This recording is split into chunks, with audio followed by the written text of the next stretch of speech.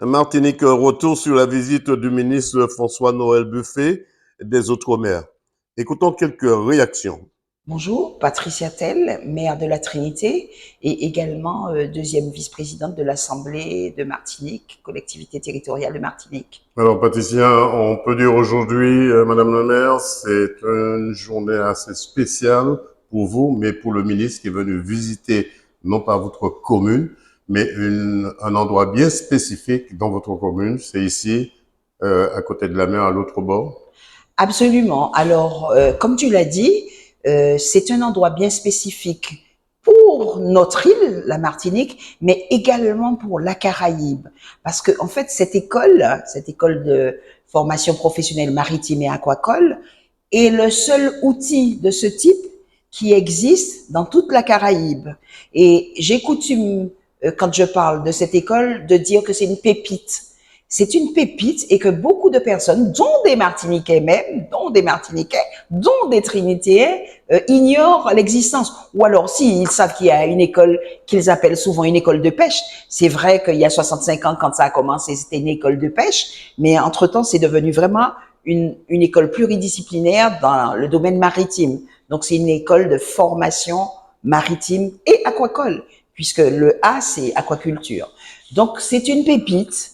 Et les Martiniquais devraient connaître cet outil que nous avons à la disposition de la formation de la jeunesse et également des moins jeunes, puisqu'il s'y déroule de la formation initiale, mais également de la formation continue et de la revalidation de diplômes, de brevets.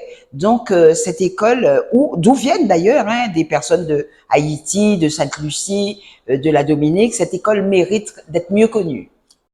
Emmanuel Lise, vice-président de l'école maritime de Martinique. Alors, Emmanuel, comment ça s'est passé la visite du ministre ici? Oui, ben écoutez, oui, une visite très intéressante pour nous. Parce que pas une visite surprise au moins. Ah non, non, non, ça c'est tout est programmé. Mais si je puis dire, c'est que c'est vrai qu'on ne s'attendait pas à ce que dans le court séjour que le ministre fait en Martinique, qu'il puisse consacrer un petit bout de temps à l'école maritime, à l'EFPM de l'Institut à Trinité. C'est vraiment une opportunité pour nous parce que ça permet de mettre en valeur l'ensemble de l'économie bleue de la Martinique. Et l'école, justement, c'est, j'allais dire, un potomitan de cette économie bleue parce que nous formons ici, effectivement, les navigants, les futurs navigants, et nous recyclons les navigants actuels de telle façon à garder leurs compétences, j'allais dire, professionnelles. On englobe aussi, sans vous interrompre, on englobe ici toute la Caraïbe aussi. Alors, l'idée, c'est vrai que l'école a plus de 60 ans. Donc, on a travaillé dès le début avec nos amis de la Guadeloupe, nos amis de la Guyane. Entre-temps, ils disposent d'établissements peut-être pas aussi comment dire, équipés que le nôtre, mais on a, nous, un projet qui s'appelle l'ICEM, qui est l'Institut caribéen de l'enseignement maritime. L'idée pour nous, c'est d'associer, bien sûr, la Guadeloupe, la Guyane, mais pas que, nos voisins caribéens qui sont là, parce qu'on a cette capacité de, justement, le simple fait de devoir revalider le SCCW, ben, ils peuvent le faire ici. On vous souhaite de ne pas lâcher le cap et bon vent. Merci beaucoup. Frédéric Buval, deux mots sur la visite du ministre aujourd'hui. Oui, effectivement, j'ai eu l'occasion d'interpeller le ministre des Outre-mer, Jean-Noël Buffet.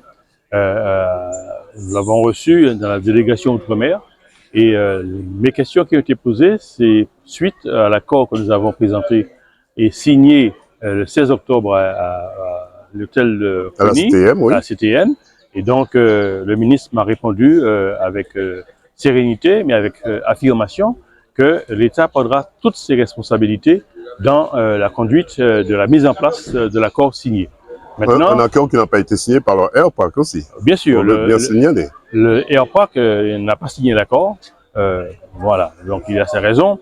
Mais le ministre, sur toutes les parties, concernant l'État, la TVA à taux zéro, la continuité territoriale, la mise en place de moyens humains pour pouvoir contrôler, renforcer les équipes de l'État sur le territoire de la Martinique, pour aller contrôler la mise en place de la diminution de la cherté de la vie. Pourquoi on a attendu si longtemps, Frédéric Buval, pour s'occuper de cette vie chère? Mais on n'a pas attendu si longtemps. Depuis 2009? Cela fait depuis 2 ans que les distributeurs, les grossistes, les élus, la CTM travaillent sur ce projet-là. Donc, le projet n'attendait qu'une validation de l'État, mais aussi une validation de la CTM. Et c'est ce travail qu'on a fait en amont qui a permis d'aller aussi vite pour obtenir cette concrétisation de la concertation avec tout le monde. C'est le coup de pouce qu'il fallait.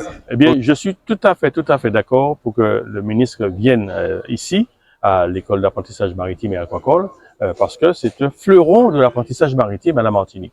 Il faut savoir que cette école reçoit la Guadeloupe, la Guyane, mais aussi une partie de la Caraïbe, puisqu'il y a des anglophones qui viennent. L'année dernière, il y avait 3 ans de ça, il y avait Sainte-Lucie qui était ici. Voilà, tout à fait. Donc, et c'est une formation de qualité. C'est pas seulement pour former des patrons marins-pêcheurs, mais c'est pour former des skippers, pour former des capitaines de haut bord qui vont peut-être piloter les gros bateaux qui traversent l'Atlantique. Et cette formation est reconnue par tous. C'est une aubaine pour la Martinique aussi, pour nos jeunes Martiniquais, Martiniquaises. Parce que l'économie bleue doit pouvoir nous porter un plus à la Martinique. Et l'économie bleue passe par la formation de ceux qui doivent être versés dans l'économie bleue. Ça passe par l'environnement aussi, l'environnement. Tout à fait, parce que nous ne sommes pas encore au top au point de vue environnement pour l'économie bleue. Quand vous circulez sur les plages, vous voyez un peu ce qu'il y a comme détritus. On n'a pas encore pris le réflexe de nettoyer nos plages, de venir sur les plages pour ses loisirs, mais de repartir avec ses déchets. On n'a pas encore pris cette habitude. Donc, et même dans la mer, quand on fait des plongées sous-marines, on trouve ce qu'il ne faut pas trouver dans la mer. Et ça détruit la faune et la flore maritime. Frédéric Buval, merci d'avoir répondu aux questions de DD News Martinique. Merci beaucoup. Et partout, dans toutes les sections où il est passé, toutes les personnes qu'il a pu rencontrer lui ont apporté des choses, lui ont appris des choses. Il a vu des apprenants, des jeunes. Il a vu des moins jeunes aussi dans les salles de formation. Et il est vraiment heureux d'avoir fait cette visite à l'école maritime de la Trinité. 2 mots sur la visite du ministre ici aujourd'hui. Alors, nous sommes quand même ravis que le ministre ait pu venir aujourd'hui. Nous sommes ravis que le ministre ait pu venir aujourd'hui pour nous visiter, voir un petit peu ce que nous faisons. Et puis, nous espérons que cette visite sera quand même fructueuse pour nous. En fait, donc, ça vous fait connaître, parce que beaucoup de personnes ne connaissaient pas. Voilà, beaucoup de personnes ne connaissaient pas encore l'établissement. Qu'est-ce qu'on peut vous souhaiter pour cette journée ou cette matinée? Eh bien, j'espère que ce sera fructueux parce que ce soir, nous allons dans les écoles et on espère que cette visite pourra nous permettre de développer d'autres secteurs d'activité aussi et ainsi faire évoluer le pôle classe.